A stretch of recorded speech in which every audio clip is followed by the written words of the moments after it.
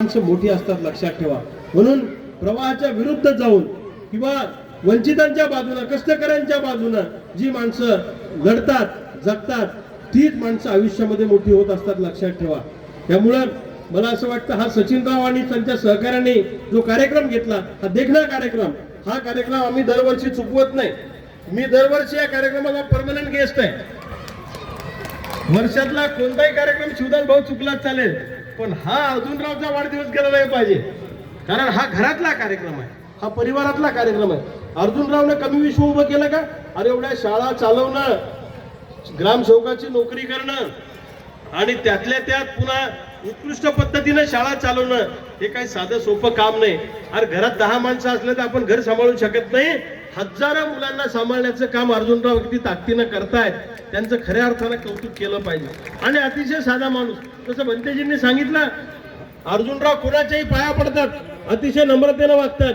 पण अर्जुनरावचा दुसरा गुण मी पाहिलेला आहे, अर्जुनरावच्या आडसट्ट्यात माणूस आला की ते सोडत नाही. ते कैलास भाऊ, अर्जुनरावचं, दिलीपराव, अर्जुनरावचं वैशिष्ट्य आहे, जितके दिवस चांगले वागतात तितके दिवस चांगले वागतात.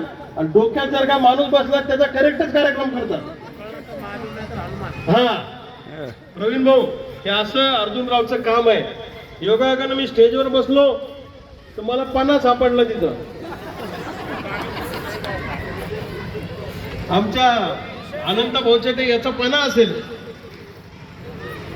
हा माझ्याकडे 12 भोकाचा पाना आहे, माझा कुठेही लागतो.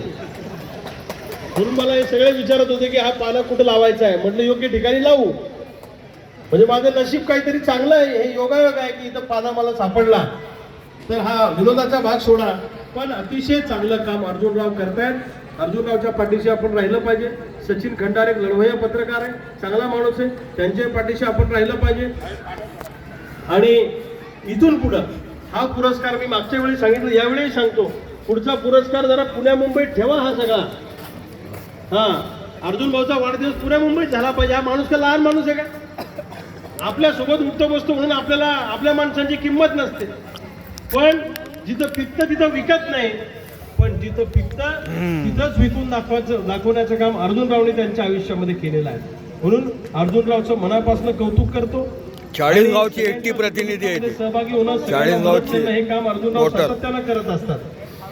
आणि सचिन खंडारे यांचं पण मी बघितलं, प्रत्येकाच्या पाठीशी उभं राहणं, सामान्य माणसाचे प्रश्न घेऊन लढण्याचं काम ते सातत्यानं करत असतात.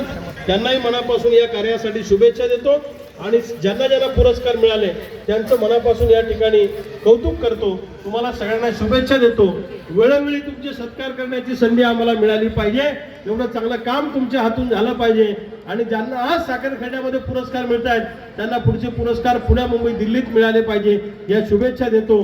आतून पेटलो पण हळुवार बोलतो, आतून पेटलो पण हळुवार बोलतो मी, काही विशेष नाही व्यवहार बोलतो मी, बेमान जाहलेला एक एक नाग ठेचू, येत्या नव्या युगाचा निर्धार बोलतो मी, येत्या नव्या युगाचा निर्धार बोलतो मी. धन्यवाद. जय हिंद, जय विदर्भ. धन्यवाद भाऊ.